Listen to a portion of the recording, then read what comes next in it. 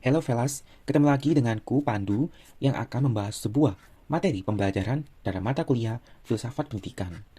Pada video kali ini, saya akan kupas habis mengenai salah satu bab yang terkandung dalam mata kuliah tersebut, yaitu bernama Hubungan Manusia, Filsafat, dan Pendidikan. Tanpa berlama-lama lagi, mari kita belajar bersama. Akal tanpa pengetahuan diibaratkan sebagai si miskin yang tidak mempunyai rumah. Sebaliknya, pengetahuan tanpa akal diibaratkan sebagai rumah yang tidak terjaga. Uraian singkat menunjukkan betapa pentingnya kehadiran akal dalam kehidupan manusia, bahkan hingga sampai diibaratkan dengan cinta, keadilan, dan kebaikan yang menjadi roh dalam seluruh aspek kehidupan manusia. Lalu, hal-hal tersebut terbatas kegunaannya apabila tanpa hadirnya seorang akal. Jadi, akal di sini menjadi peran utama atau kunci utama dalam keberhasilan sebuah ilmu manusia, ilmu filsafat, dan ilmu pendidikan.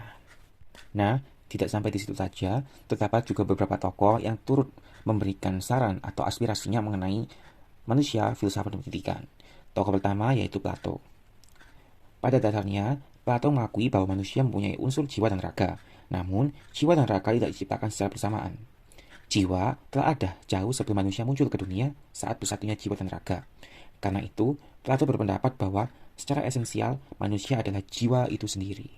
Nah, secara pribadi, saat jiwa bersatu dengan raga, maka manusia mempunyai kemampuan yang tidak terbatas. Unsur raga dalam hal ini berfungsi sebagai unsur instrumen atau mewujudkan kesempurnaan manusia. Di sisi yang lain, raga juga menjadi penghambat dalam usaha jiwa untuk mencapai kesempurnaan di dunia ide. Jadi, jika disimpulkan, kalau menilai seseorang hanya berdasarkan raganya saja, tentu hasilnya kurang menyeluruh. Dan Plato juga memberikan tanggapan lain tentang dua sumber kekuatan, yaitu kekuatan yang merupakan hasil koordinasi raga dan kekuatan yang merupakan hasil dari fungsi intelektual atau akal. Nah, pendapat Plato ini tidak memisahkan secara pilah antara raga dan akal yang merupakan salah satu unsur dari jiwa. Ada tindakan atau kegiatan yang cenderung menonjol dari aspek raga, dan juga ada kegiatan yang cenderung menonjol pada aspek akal. Jadi, keduanya saling berhubungan dan menimbulkan akal dan raga yang baik dalam suatu jiwa manusia. Pendapat kedua datang dari tokoh yang bernama Aristoteles. Beliau mengatakan bahwa manusia adalah hewan yang berakal sehat dan mampu mengeluarkan pendapatnya serta berbicara berdasarkan akal pikirannya.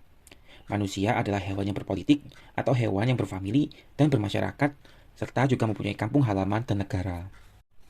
Tokoh Aristoteles juga mengidentifikasi sejumlah kelebihan manusia yang tidak dimiliki oleh hewan, seperti manusia berakal, berbicara, berpolitik, berkeluarga, dan bermasyarakat. Nah, manusia adalah hewan yang berpolitik. Dalam berpolitik, manusia harus mempunyai beberapa kemampuan, seperti harus berakal sehat, mampu mengeluarkan pendapat, dan mampu berbicara berdasarkan akal pikirannya. Lalu, tokoh terakhir ialah Langeveld. Beliau mengatakan bahwa hakikat manusia adalah makhluk individual, sosial, dan susila. Manusia merupakan makhluk individual. Konsep ini didasarkan pada fakta bahwa setiap individu yang dilahirkan mempunyai potensi yang berbeda. Untuk mampu menolong dirinya sendiri, manusia yang baru lahir harus mendapat bantuan dari orang lain. Bantuan ini terdapat dua makna yang berbeda, yaitu bantuan untuk keberlangsungan hidup dan bantuan untuk mendapatkan pengalaman yang dalam upaya mengembangkan diri sebagai manusia yang mandiri, kreatif, terampil, dan tanggung jawab. Bantuan dari orang lain dalam rangka mengembangkan diri ini disebut sebagai pendidikan. Kesimpulannya, karena hakikat manusia merupakan makhluk susila, maka menjadi tugas setiap manusia untuk bertindak sesuai dengan norma yang sedang berlaku. Dan dalam manusia lahir, tentu memerlukan bantuan orang lain serta bimbingan. Dan bantuan atau bimbingan tersebut merupakan bentuk dari sebuah pendidikan yang akan manusia alami selama ia hidup. Dan dalam menjalaninya tentu tidak semudah itu, karena perlu berbagai proses atau teori yang mendukung keberhasilan manusia dalam hidup. Dan tentu tidaklah mudah, karena manusia sendiri tentu memiliki hal-hal yang terkadang sulit, terkadang mudah untuk dijalani. Nah, mengapa kesulitan itu hadir? Karena terdapat jenis sebuah pertanyaan yang bersifat hakiki atau filosofis yang sering kita kaitkan dengan istilah filsafat. Demikian pembahasan mengenai hubungan manusia, filsafat, dan pendidikan dalam tema pembelajaran filsafat. Semoga segala materi yang saya sampaikan dalam video ini dapat berguna bagi teman-teman yang sedang menyaksikan.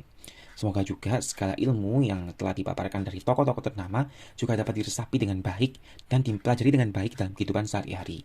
Terima kasih dan sampai jumpa di video-video yang lain. Bye-bye.